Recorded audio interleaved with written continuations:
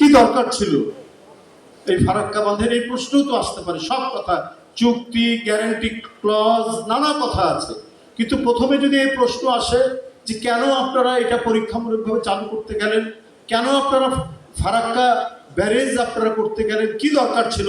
আপনাদের দেশেরই একজন বিখ্যাত ইঞ্জিনিয়ার, তার নাম হচ্ছে কপিল ভট্টাচার্য।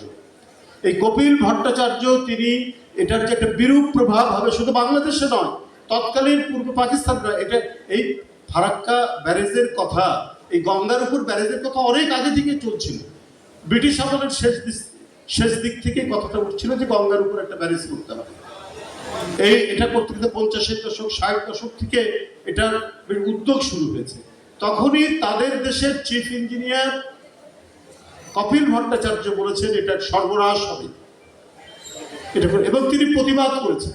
এবং যেটা জানা যায় একটা পর্যায়ে শেষের দিকে পদত্যাগ করেছেন, এটা শুনেছি। কিন্তু নীতি নির্ধারকরা এই কথা শোনেননি।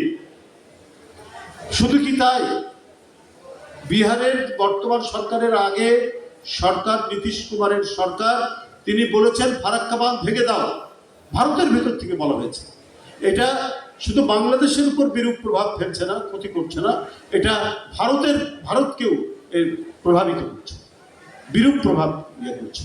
বিহার ডুবে যাচ্ছে, অসময়ে বন্যা হচ্ছে, একটা ভয়ঙ্কর পরিস্থিতি তৈরি হচ্ছে। নীতিশ কুমার, আপনি দেখেন স্পষ্টভাবে তার সেই বক্তব্য আপনারা এখনো ইউটিউবে বা বিভিন্ন জায়গায় দেখবেন। তিনি স্পষ্ট ভাষায় বলেছেন যে ফারাক্কা বাঁধ তুলে ফেলো, সরিয়ে ফেলো, ভেঙে ফেলো। মেধা পাটকার নর্মদা বাঁচাও আন্দোলনের নেত্রী, তিনি বলেছেন ফারাক্কা থাকলে সবচেয়ে বড় এর মানে আলটিমেট বিরূপ প্রতিক্রিয়া পড়বে, খারাপ প্রভাব পড়বে ভারতের উপরে, এটা ভেঙে ফেলা দরকার। হিমাংশু ঠাক্কর একজন অ্যাক্টিভিস্ট, তিনিও এই কথা বলেছেন, কিন্তু কর্ণপাত করেনি। এটার উদ্দেশ্য তো তখনই মনে হবে যে এটার উদ্দেশ্য ভালো নয়। আপনি শুধুমাত্র কলকাতা পোর্ট, কলকাতা বন্দরের নাব্যতা রক্ষা করার জন্য আপনি একটা দেশের ক্ষতি করে দেবেন। এই দেশকে নাকি আপনারা বন্ধু মনে করেন, এই দেশের স্বাধীনতা যুদ্ধে নাকি আপনারা অবদান রেখেছেন, এটা সত্যি কথা, কিন্তু আপনাদের অন্তরে তো তাহলে প্রকৃত ভালোবাসা, প্রকৃত বন্ধুত্ব ছিল না।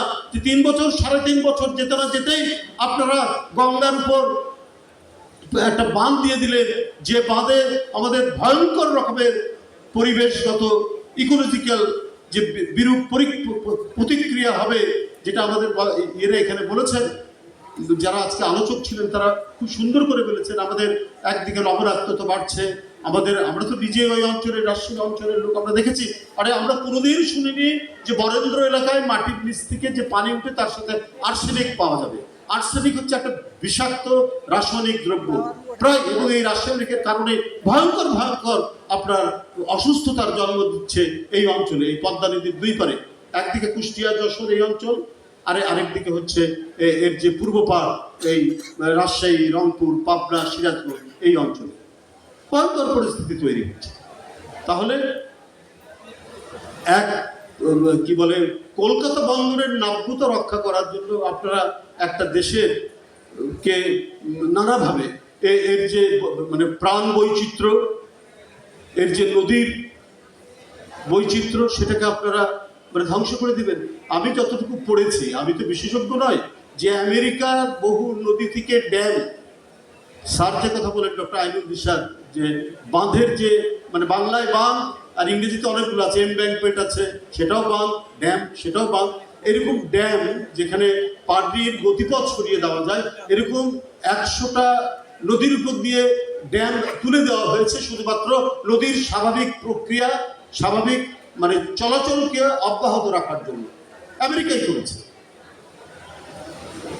শুধু তাই নয়, আপনি যদি একটা সাপের মুখকে যদি চেপে রাখেন, তো সাপ কি হবে? নিঃশ্বাস বন্ধ হয়ে ছটপট, যত বড়ই বিষাক্ত হোক, ছটপট করতে করতে সে মারা যাবে। একজন গ্রামের লোক এই কথা বলেছে, আমি বিবিসির এক প্রতিবেদনে পড়েছি।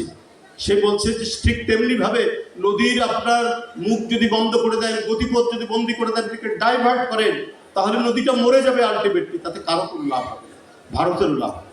যাই হোক, বক্তব্য দীর্ঘায়িত করবো না। আমরা অনেক জেনেছি, আমরা শুনেছি, সেটা আমরা মনে রাখবো। আমরা সকলকে ধন্যবাদ জানাচ্ছি। আমাদের প্রধান অতিথির বক্তব্য